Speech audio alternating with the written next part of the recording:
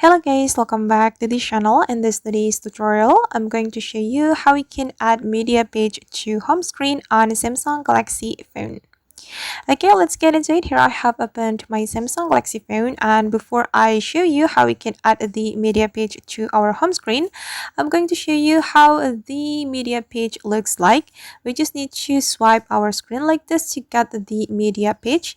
This is the media page or the Google News or Google Discover on our Samsung Galaxy phone. And I'm going to show you how we can get this media page on our home screen.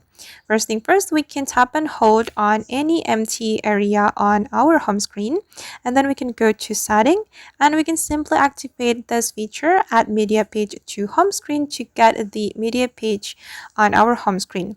We just need to click on this toggle button like this to activate it, and after that we just need to go back to our home screen and swipe our screen like this to get quick access to the media page.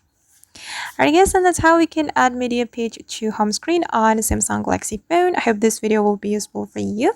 Thank you so much for watching, and see you in the next video.